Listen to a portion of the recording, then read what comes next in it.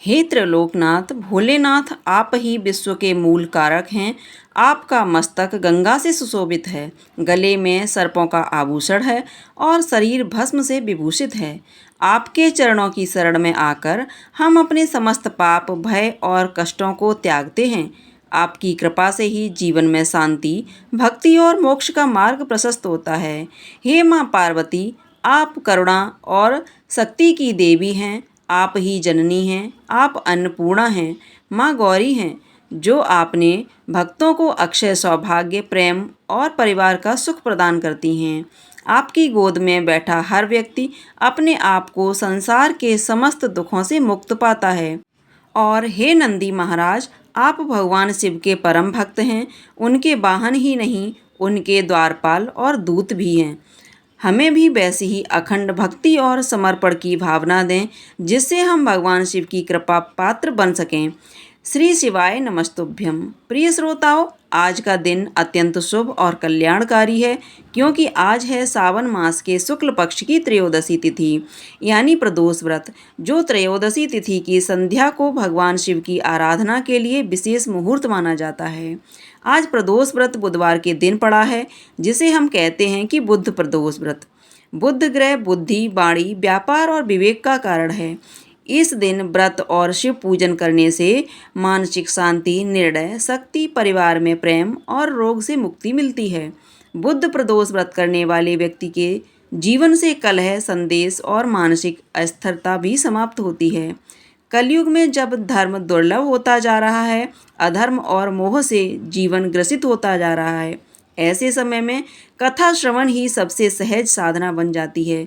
कई श्रद्धालुओं के जीवन में इस व्रत और कथा से चमत्कारिक परिवर्तन भी हुए हैं। जहाँ असाध्य रोग थे, वहाँ स्वास्थ्य आया। जहाँ विघ्न थे, वहाँ सफलता आई। जहाँ मन में शंका थी, वहाँ अब श्रद्धा और विश्वास है। इसलिए प्रिय श्रोताओं, आप सभी अपने मन को शांत करें, मन में श्रद्धा का दीप जलाएं, भगवान शिव, माँ पार्वती और नंदी बाबा का ध्यान करें और सुनिए आज की वह प्रदोष व्रत कथा।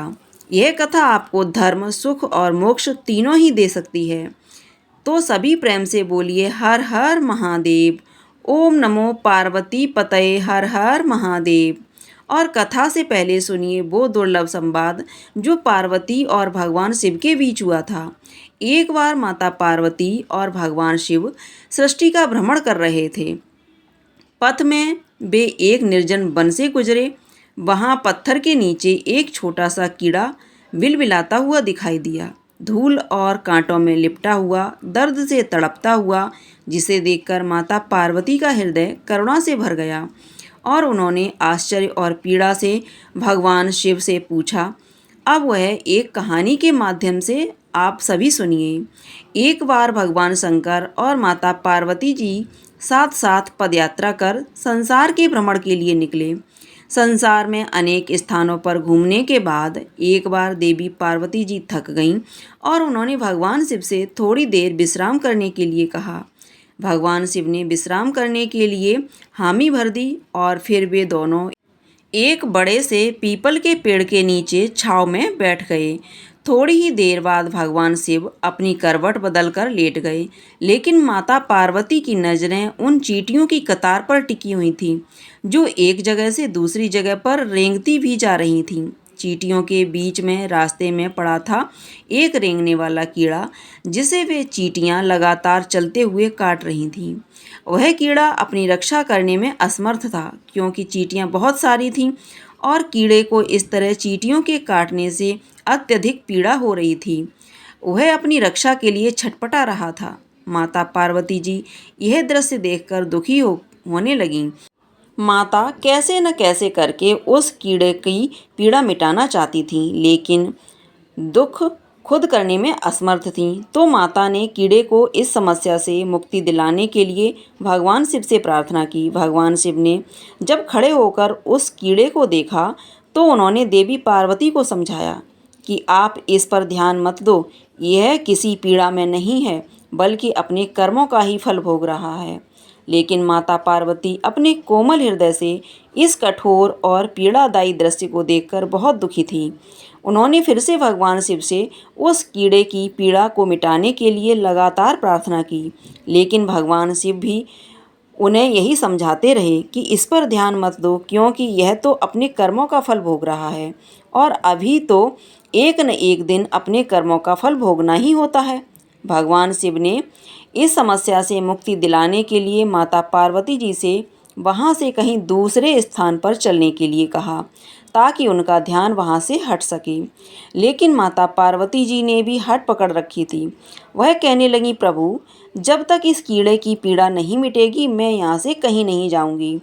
अब भगवान शिव को देवी पार्वती जी की हट के आगे मजबूर होकर उस कीड़े की पीड़ा मिटानी पड़ी।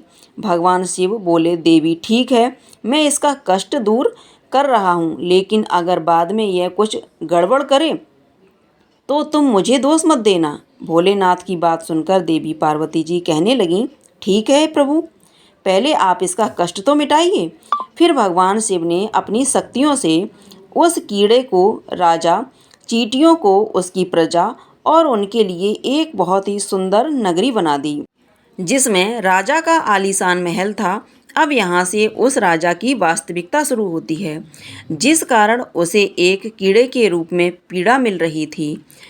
अब जब सब कुछ बनकर तैयार हो गया, तब भगवान शिव ने राजा से, जो पहले जन्म में कीड़ा था, उससे कहा कि भाई, अब तू अपना राजपाट संभाल, हम यहाँ से चलते हैं। लेकिन राजा अपने व्यवहार से बड़ा ही घमंडी था और वह एक चरित्रहीन भी था। उसने माता पार्वती जी की सुंदरता पर मोहित होकर उनका ही हाथ पकड़ लिया और भगवान शिव का यह कहकर अपमान किया कि तू एक योगी, वन वन भटकने वाला एक साधारण सा ब्राह्मण, भला तेरे साथ यह सुंदर स्त्री कैसे रह सकती है?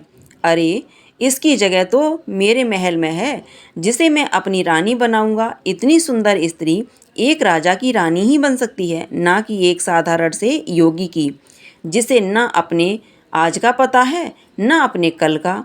अब मेरी बात सुन और यहाँ से चुपचाप चला जा, यह तो मेरी रानी बनेगी। तब भगवान शिव ने उस राजा को, जो अपने पूर्व जन्म में कीड़ा था, समझाने की बहुत कोशिश की। भगवान बोले, यह मेरी पत्नी है, तू अपना राजपाट संभाल, तुझे तो हजारों रूपवती मिल जाएंगी। भगवान शिव ने उसे समझाने का बहुत प्रयास किया, लेकिन वह राजा था कि अपनी ही जिद पर अड़ा रहा। तब भगवान शिव कहने लगे, ठीक है राजा, तुम इसे अपनी रानी बना लो, मैं चलता हूँ। भगवान शिव की यह बात सुनते ही माता पार्वती भगवान शिव के चरणों में गिर गईं और बोली, स्वामी, आप मुझे इस दुविधा में छोड़कर अकेले कैसे जा सकते हैं? तब भगवान शिव बोले, देवी, मैंने तो तुमसे पहले ही कहा था कि मैं इसका कष्ट मिटा दूंगा, लेकिन बाद में अगर यह कुछ गड़बड़ करता है तो तुम मुझे इसका दोष मत देना। माता पार्वती जी बोली, हे नाथ, मुझे क्षमा कीजिए, मैं कर्म सिद्धांत को नहीं पहचान सकी, लेकिन अब मैं समझ गई हूँ। यह घमंडी और चरित्रहीन मानव अपने पिछले जन्म के कर्मों का ही फल भोग रहा था। इस क्रूर मानव ने अवश्य ही अपने जीवन में अनंत पाप किए होंगे, जिसका दंड इसे आज इस कीड़े के रूप में भुगतना पड़ रहा है। अब भगवान शिव प्रसन्न हुए कि चाहे देवी पार्वती ने हट करके ही इसका कष्ट मिटाना चाहा, परंतु अब वह कर्म सिद्धांत को समझ चुकी थी। फिर भगवान शिव ने अपनी शक्तियों से सारी परिस्थितियां पहले जैसी ही कर दी। राजा को वही पहले की तरह कीड़ा और प्रजा को पहली की तरह चींटियां बनाकर उसके कर्म सिद्धांत को उसके हाल पर छोड़ दिया। अब माता पार्वती जी भी प्रसन्न होकर भगवान शिव के साथ अपने भ्रमण पर पुनः निकल पड़ी। इस तरह प्राणियों को अपने अच्छे और बुरे कर्मों का फल तो भोगना ही पड़ता है, आज नहीं तो कल, कल नहीं तो परसों, और इस जन्म में नहीं तो अगले जन्म में। अब सुनिए बुद्ध प्रदोष व्रत की कथा। प्राचीन कथा के अनुसार एक बार एक पुरुष की नई नई शादी हुई थी। गौने के बाद दूसरी बार वह अपनी पत्नी को लाने के लिए अपनी ससुराल पहुंचा और सास से कहने लगा कि माँ जी, वह बुधवार के दिन पत्नी को लेकर वापस जाएगा। सुनकर ससुराल पक्ष के सभी लोग कहने लगे कि बुधवार के दिन मायके से लड़की का अपनी ससुराल जाना सही नहीं होता है, लेकिन वह नहीं माना। आखिरकार मजबूर होकर लड़की को उन्होंने भारी मन से विदा कर दिया। अब पति पत्नी दोनों बैलगाड़ी में बैठकर चल दिए। नगर से बाहर निकलते ही पत्नी को जोर से प्यास लगी और अपने पति से उसने पानी लाने के लिए कहा। जब पति पानी लेकर आया तो देखा कि उसकी पत्नी तो किसी पराये पुरुष लाए लोटे से जल पी रही थी, पानी पी रही थी और खूब हंस हंस कर उनसे बातें भी कर रही थी। यहाँ तक कि वह पराया पुरुष तो बिल्कुल उसी की तरह दिख रहा था।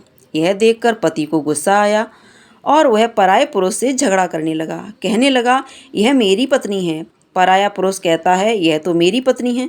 दोनों के बीच में झगड़ा होता देख वहाँ भीड़ इकट्ठी हो गई। इतने में ही एक सिपाही आया और उस महिला से पूछा कि सच सच बताओ कि तुम्हारा पति इनमें से कौन सा है। लेकिन महिला दोनों पुरुषों की एक ही जैसी शक्ल होने के कारण अपने असली पति को पहचान ही नहीं पाई और फिर वह नहीं बता पाई कि उसका पति कौन है। तब वह पुरुष भगवान शंकर से मन ही मन प्रार्थना करने लगा कि हे प्रभु, हे महादेव, हमारी रक्षा कीजिए। मुझसे बड़ी भारी भूल हो गई जो मैंने अपने सास ससुर की बात नहीं मानी और बुधवार को अपनी पत्नी को विदा करा के ले आया। महादेव जी, मुझे क्षमा कर दीजिए। अब मैं भविष्य में कभी ऐसी गलती नहीं करूँगा। जैसे ही उसने सच्चे मन से प्रार्थना की कि दूसरा पुरुष अंतर्ध्यान हो गया और इस प्रकार पति पत्नी सकुशल अपने घर आ गए। उस दिन के बाद से दोनों पति पत्नी बुध प्रदोष व्रत रखने लगे और इस प्रदोष व्रत के प्रभाव से उन दोनों का दाम्पत्य जीवन भी खुशहाल हो गया और समय आने पर उन्हें बहुत ही भाग्यशाली संतान की भी प्राप्ति हुई। इस प्रकार उनके सभी दुख महादेव ने दूर किए। इसलिए बुधवार को पड़ने वाले प्रदोष व्रत को रखने से महादेव अपने भक्तों की हर प्रकार की समस्याएं दूर कर देते हैं, उनकी सभी बाधाएं दूर करते हैं, उनके सभी कष्ट मिटा देते हैं और अपने भक्तों के जीवन में सुख समृद्धि और खुशहाली भर देते हैं। अब सुनिए भगवान शिव की एक और कहानी। आप सभी श्रोताओं से अनुरोध है कि इस कहानी को पूरा अवश्य सुनिएगा। एक समय की बात है कि जब श्री राम जी वनवास समाप्त होने के बाद राज सिंहासन पर बैठे हुए थे, उस समय माता पार्वती और भोलेनाथ जी विचरण कर रहे थे। भोलेनाथ ने देखा कि श्री राम जी के दादाजी का श्राद्ध का भंडारा हो रहा था। तब भगवान भोलेनाथ जी ने सोचा कि चलो मैं भी श्री राम के घर चलता हूँ, इसी बहाने राम जी के दर्शन भी कर लूँगा। तो भोलेनाथ ने माता पार्वती से कहा, हे देवी, तुम कैलाश धाम को जाओ और हमारे लिए स्वादिष्ट भोजन बनाओ, मैं बस थोड़ी देर में आता हूँ। माता पार्वती ने भोलेनाथ की बात मान ली और वे कैलाश धाम को चली गईं। इधर भोलेनाथ जी पहुँच गए भगवान श्री राम जी के घर और ब्राह्मणों के साथ पंगत में बैठ गए और भंडारा ग्रहण करने लगे। आसन पर विराजमान सभी ब्राह्मणों को माता सीता ने पेट भरकर भोजन कराया। उसके बाद सभी ब्राह्मण भोजन करके उठकर चले गए, लेकिन भोलेनाथ बैठे रहे। भोलेनाथ भी एक ब्राह्मण के रूप में भंडारे में गए हुए थे। तब माता जानकी ने लक्ष्मण जी की धर्मपत्नी उर्मिला से पूछा कि सभी ब्राह्मण चले गए। तो माता उर्मिला बोली कि सभी ब्राह्मण तो उठकर चले गए हैं, लेकिन केवल एक ही बैठे हुए हैं। तब माता जानकी जी बोली, अच्छा कोई बात नहीं, थोड़े ज़्यादा भूखे होंगे इसलिए इन्हें अच्छे से भोजन करा दो। तब माता जानकी उर्मिला सहित अपनी सखियों के साथ भोलेनाथ को भरपेट भोजन कराने लगी। भोलेनाथ भोजन करते ही गए, खाते ही गए, लेकिन उनका पेट नहीं भरा, उनकी भूख शांत नहीं हुई और वे भोजन करते ही चले गए। माता जानकी जी की रसोई का सारा सामान खत्म हो गया, लेकिन भोलेनाथ तो उठे ही नहीं। तब माता सीता जल का लोटा लेकर भोलेनाथ के पास गईं और बोली, बाबा यह जल ग्रहण कर लो। तब भोलेनाथ बोले कि देवी, जब आधा भोजन कर लूँगा तभी पानी पीऊँगा। अब तो माता सीता सोचने लगी कि लो, इनका तो अभी आधा भोजन भी नहीं हुआ और यहाँ रसोई घर का सारा सामान खत्म हो रहा है। तब उन्होंने फिर से सामान मंगवाकर उन ब्राह्मण देवता को भरपेट भोजन कराया, लेकिन भोलेनाथ तो रुकने का नाम ही नहीं ले रहे थे। इतनी ही देर में माता केकई आ गई और पूछने लगी, क्या हुआ बेटी, तुम सब परेशान लग रही हो। तो जानकी जी बोली कि माता, सभी ब्राह्मण तो उठकर चले गए, केवल एक ही यही ब्राह्मण बचे हैं जो उठने का नाम ही नहीं ले रहे हैं। बताइए अब मैं क्या करूं। तब माता कैकई ने फिर से सामान मंगवाया। इतने में ही भोलेनाथ ने आवाज़ लगाई, लेते आओ, बहुत ज़ोर से भूख लगी है। तब माता जानकी जी बोली, बाबा अभी तो आटा सना है, थोड़ी पूरी पका लूँ फिर लेकर आती हूँ। तब भोलेनाथ जी बोले, अरे बेटा आटा ही ले आओ, मैं तो आटा ही खा लूँगा। अब तो भोलेनाथ ने आटा, दाल, चावल सब कुछ बिना बने ही रसोई घर पर ले जाने से पहले ही समाप्त कर दिया। माता सीता हार कर दौड़ी दौड़ी श्री राम जी के पास गईं और उन्हें परेशान देखकर श्री राम बोले, क्या हुआ जानकी जी, इतना परेशान क्यों हो? तब माता जानकी जी बोली कि हे प्रभु, सभी ब्राह्मण तो उठकर चले गए हैं, केवल एक ऐसा ब्राह्मण बैठा हुआ है जो कि सारे भंडारे को खाली किए जा रहा है। राशन मंगवा कर लाओ तो रसोई घर में जाने से पहले ही बोरियों की बोरियां समाप्त कर दे रहा है। सीता जी की बात सुनकर श्री राम बोले, चलो मैं देखता हूँ कि ऐसा कौन आ गया है। श्री राम जी भंडारे में पहुँच गए। देखते ही पहचान गए कि अरे यह तो मेरे भोलेनाथ जी हैं। तब श्री राम ने भोलेनाथ को मन ही मन प्रणाम किया और कहने लगे कि जानकी जी, इन्हें तो कोई नहीं खिला सकता, इनका तो केवल अन्नपूर्णा माँ ही खिला सकती हैं। तब राम जी ने मन ही मन माता पार्वती जी को बुलाया और तब माता पार्वती जी प्रकट होकर बोली, क्या हुआ श्री राम जी, आपने मुझे क्यों याद किया? तब भगवान श्री राम बोले, माते यह बाबा तो उठने का नाम ही नहीं ले रहे हैं, जरा देखिए तो। तब माता पार्वती जी बोली कि इन्होंने तो कहा था कि पार्वती तुम कैलाश पर खाना बनाओ, दोनों साथ मिलकर खाएंगे, लेकिन मेरे स्वामी तो स्वयं यहाँ पर अकेले अकेले खा रहे हैं। तब माता पार्वती जी बोली कि चलो मैं देखती हूँ। तब माता ने एक लड्डू भोलेनाथ जी की थाली में रख दिया और भोलेनाथ उस लड्डू को खाने लगे। अब तो भोलेनाथ खाते चले गए, लेकिन लड्डू खत्म ही नहीं हो रहा था। भोलेनाथ सोचने लगे कि भला यह लड्डू खत्म क्यों नहीं हो रहा है, यह तो जाना पहचाना लड्डू लग रहा है।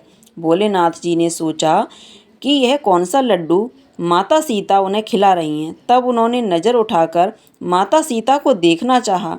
तब सामने माथे पर लाल बिंदी लगाए स्वयं अन्नपूर्णा माता पार्वती जी खड़ी थी।